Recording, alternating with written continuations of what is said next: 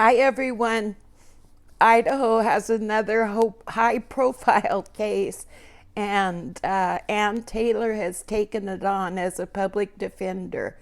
It hasn't been declared as a death penalty case yet, but that decision is coming, and according to the alleged facts, I wouldn't be surprised for it to happen.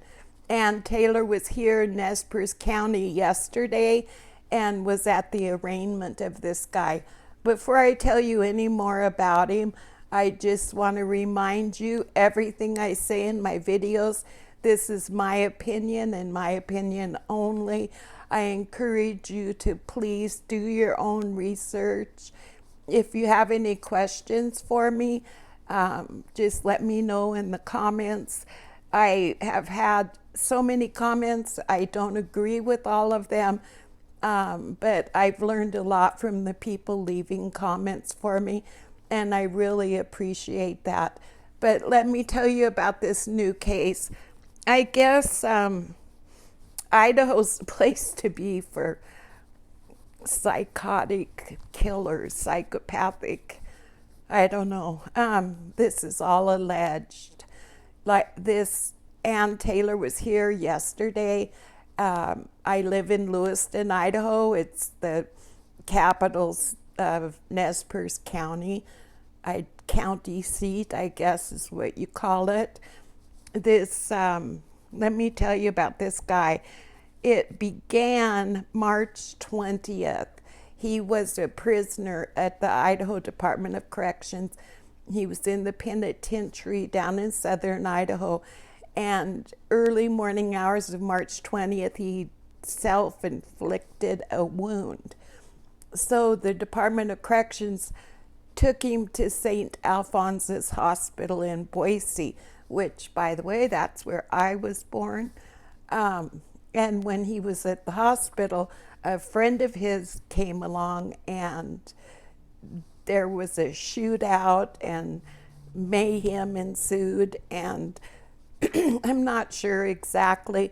I know there were a lot of people that were injured. I'm not sure about actual deaths, but this guy's name was Skylar Meade, M-E-A-D-E, and he pled guilty, and he was sentenced. He's already been sentenced for that crime, and he's been sentenced to life in prison. But him and his friend's name is Umpenhauer. I don't know if I'm saying that right. They went from southern Idaho. They came up this way, and they were in Nez Perce County out in the country. There's an older man. He was 82 years old. His name was James Mauney, M-A-U-N-E-Y. They beat him up. He was 82 years old.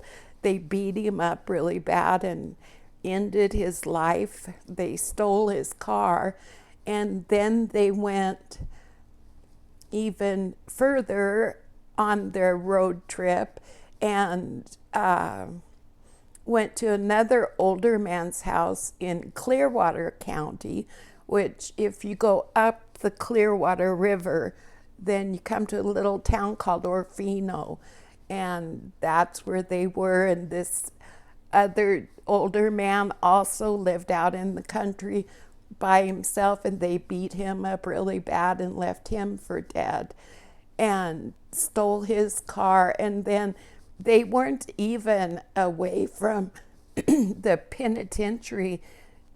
They were only like 32 hours, and I don't know the total amount that they left in their wake.